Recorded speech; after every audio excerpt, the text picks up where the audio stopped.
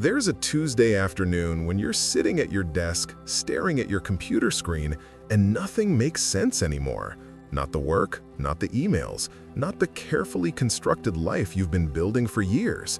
The tasks that used to feel meaningful now feel hollow.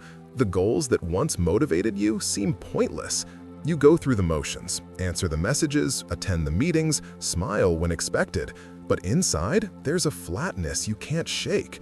It's not sadness exactly, it's more like the color has drained out of everything. You look around at your life, the job, the relationships, the routines, and feel like a stranger in your own existence. Nothing's technically wrong, you're not in crisis, no one would guess by looking at you. But something fundamental has shifted, and you can't find your way back to caring about any of it. At night, you lie awake with a heaviness in your chest that has no name. By morning, you drag yourself up and do it all again, wondering if this is just how life is now. Empty, mechanical, a performance you're too tired to keep up, but too afraid to stop. This isn't burnout, though people will call it that. It's not depression, though it shares some features. It's something deeper and stranger, a collapse of meaning that no amount of self-care or positive thinking can touch. You try the usual fixes, take a day off, go for a walk, call a friend. But the relief, if it comes at all, is temporary. The emptiness returns, heavier each time. At work, you used to feel pride in what you accomplished. Now you sit through meetings wondering why any of it matters. A colleague asks your opinion, and you give one, but the words feel borrowed, like you're reading from a script someone else wrote. At home, your partner tries to connect, asks what's wrong, and you say you're fine because you don't have language for what's happening. How do you explain that everything you built your life around suddenly feels meaningless? That the person you thought you were doesn't fit anymore? They suggest a vacation, a new hobby, therapy. You nod, but you know this isn't something a weekend away will fix. Friends text about plans, and you make excuses, not because you're busy, because the thought of showing up and pretending to be okay feels unbearable. So you stay home, scroll through your phone, and feel nothing. This kind of emptiness often starts earlier than you realize. Maybe you grew up in a family that valued achievement, where your worth was tied to grades, success, being good at things. So you learned to build an identity around accomplishment. You became the smart one, the responsible one, the one who had it together. And it worked for a while. You got the degree, the job, the relationship. You did everything you were supposed to do. But somewhere along the way, the structure you built started to feel like a cage. Or maybe you learned early that feelings were inconvenient, that crying was weak, anger was bad, sadness was something to get over quickly. So you pushed emotions down and kept moving. You developed a persona, the calm one, the positive one, the one who doesn't complain. And that persona became your entire identity. Until one day, it stops working. The roles you've been playing no longer feel like you. The goals you've been chasing no longer inspire you. And you're left standing in the rubble of a life that looks good on paper but feels like nothing on the inside. Spiritual traditions have a name for this. They call it the dark night of the soul. The term comes from a 16th century Spanish mystic, Saint John of the Cross, who described it as a period of spiritual desolation, a time when everything you believed about yourself, your life, and your purpose falls apart. Carl Jung, the psychologist, talked about something similar in his concept of the individuation process, the painful dismantling of the ego and its false identities in order to encounter the true self. In both frameworks, the dark night isn't a failure, it's a transition, a necessary collapse of old structures to make room for something more real.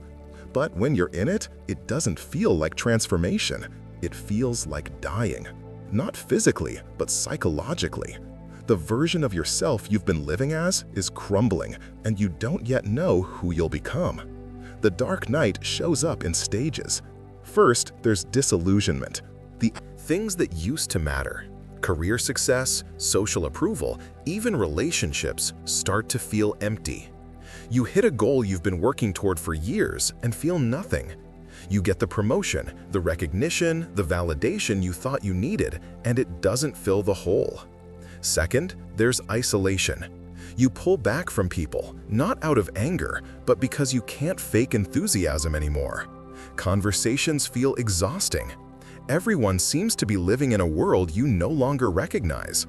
You smile, nod, say the right things, but inside, you're miles away. Third, there's the loss of identity. The roles that defined you, partner, professional, friend, parent, start to feel like costumes that no longer fit. You look in the mirror and don't recognize the person staring back. Not because you've changed physically, but because the story you've been telling about who you are has dissolved. This is where it gets dangerous. Because when your identity collapses, so does your sense of direction. You don't know what you want anymore. You don't know what's true. The values you once held feel arbitrary. The beliefs you clung to feel fragile. And in that void, old coping mechanisms stop working. You can't distract yourself into feeling better. You can't think your way out. You can't perform your way back to safety. The strategies that got you through every other hard time in your life, work harder, stay busy, be positive, don't work here. Because the dark night isn't asking you to fix something. It's asking you to let something die. The old version of yourself, the one built on achievement, approval, control, or avoidance. The one that learned to survive by being someone you're not. And letting that version die is terrifying, because you don't know who you are without it. Here's what most people don't tell you. The dark night isn't a problem to solve. It's a process to move through. And the way through isn't up and out, it's down and in. Into the discomfort, the emptiness, the questions you've been avoiding. This doesn't mean wallowing or giving up. It means stopping the frantic search for the next thing that will make you feel okay and sitting with the fact that right now, you don't. It means letting go of the idea that you're supposed to have it all figured out and admitting that you don't. It means making space for the parts of yourself you've been pushing away, the grief, the anger, the fear, the longing, and letting them speak. Not because it feels good, but because it's real. And real is what you've been missing. So what do you do when you're in it? How do you move through the dark night without getting stuck or giving up? It starts with small, uncomfortable practices that create space for what's trying to emerge. First, stop trying to fix it. This is the hardest part. Every instinct tells you to do something. Change jobs, end the relationship, move cities, start a new project. And sometimes action is needed. But in the dark night, most action is just avoidance dressed up as productivity. The emptiness isn't happening because your life is wrong. It's happening because something in you is asking for attention. So instead of running, pause. Sit with the discomfort for 5 minutes, 10. Just be with the not knowing. Let it be there without needing it to mean something or resolve into clarity. Jake, a marketing manager in his mid-30s, spent months trying to fix his dark night. He signed up for courses, started 3 new hobbies, researched moving to another state. Nothing helped. Finally, exhausted, he sat on his couch one Saturday morning and just stopped. He let himself feel the emptiness without trying to fill it. He cried. He felt terrified. But for the first time in months, he wasn't running. That sitting, that painful, boring sitting, was the turning point. Second, journal without a goal. Not gratitude journaling, not goal setting, just raw, honest writing about what you're feeling, even if it's dark, contradictory, or makes no sense. Write, I don't know who I am anymore. Write, everything feels pointless. Write, I'm scared I'll never feel okay again. Don't try to make it better or find a lesson, just let the words out. Maria, a teacher in her late 30s, started doing this during her own dark night. She wrote, I hate my job. I hate that I hate my job. I used to love teaching, and now I feel nothing. She didn't try to solve it. She just wrote. And over weeks, patterns emerged. She saw how much of her identity was tied to being the inspiring teacher, and how exhausting it was to keep that up. One day she wrote, what if I'm not supposed to be this person anymore? That question terrified her, but it was real. The journal didn't fix anything, but it gave her a place to be honest when she couldn't be honest anywhere else. Third, let go of one thing you've been forcing. Maybe it's the gym routine you keep failing at. Maybe it's the social obligation you dread. Maybe it's the project you've been pushing yourself to care about. Pick one thing and stop. Not forever, just for now. Give yourself permission to let it fall away without guilt. This isn't about quitting. It's about releasing the grip on things that don't serve you anymore, so you have energy for what's trying to come through. Ben, a software developer, stopped going to his weekly poker game during his dark night. He'd been going for years, but it felt hollow. He told his friends he needed a break. They were fine. He used that time to sit in silence, walk alone, and let himself feel lost without distracting himself. It didn't make the emptiness go away, but it stopped adding to the exhaustion. Fourth, surrender to what you're feeling. Close your eyes and imagine the emptiness sitting across from you. Give it a shape if you can. Is it a heavy fog? A dark room? A blank wall? Ask it what it wants. What is it trying to protect you from? What is it asking you to release? Listen without judgment. Often, the emptiness is grief. Grief for the life you thought you'd have. Grief for the person you thought you'd become. Grief for the dreams that didn't come true, or the ones that did but didn't feel how you expected. The emptiness isn't the enemy. It's the space left behind when old identities die. And in that space, something new can grow, but only if you stop treating it like a problem. Dana, a graphic designer, tried this on a night when the emptiness felt unbearable. She imagined it as a heavy gray blanket. She asked, "What do you want?" And in her mind, it answered, "For you to stop pretending." She started crying because she knew exactly what it meant. She'd been pretending to love her work, pretending to be okay in a relationship that wasn't working, pretending to be fine when she wasn't. Once she heard that, something shifted. Fifth, find one small thing that feels true. Not meaningful, not exciting, just true. Maybe it's the way morning light looks through your window. Maybe it's the quiet after everyone leaves the house. Maybe it's the honesty of saying, "I don't know," instead of pretending you do. Anchor yourself to that one true thing each day. Sarah, a nurse, started noticing the moment right after she finished her shift. Sitting in her car before driving home, just breathing. It wasn't joy, it wasn't peace, but it was hers. And in a life that felt like it belonged to everyone else, that mattered. She started protecting that 5-minute window, not checking her phone, not rushing home, just sitting. That small pocket of truth became an anchor. Sixth, practice solitude. Schedule time alone with no phone, no TV, no podcast, no task. Just you and whatever comes up. For a lot of people, this is unbearable at first. Boredom shows up, then restlessness, then old feelings, sadness, anger, loneliness, shame. Don't try to fix them, just let them be there. Notice where you feel them in your body. Tightness in your chest, a knot in your stomach, tension in your shoulders. These feelings have been waiting for your attention. Giving them even a few minutes starts to shift something. It's not about feeling better, it's about feeling at all. Seventh, prioritize rest. Never underestimate the power of sleep. Sleep plays an integral role in the stress-releasing process that is part of the dark night. Staying up late, distracting yourself on the internet, drinking, watching TV, these are distractions from the purpose of the dark night, which is to discover more of your truth. Sleep is a period of time for the body and mind to restore balance and purify. Go to bed early, have naps, sleep in. Let your body do the healing work it needs to do. Marcus, an architect, thought he needed to push through, stay productive. But when he finally let himself rest, really rest, without guilt, something shifted. The fog didn't lift completely, but he had more capacity to sit with what was happening.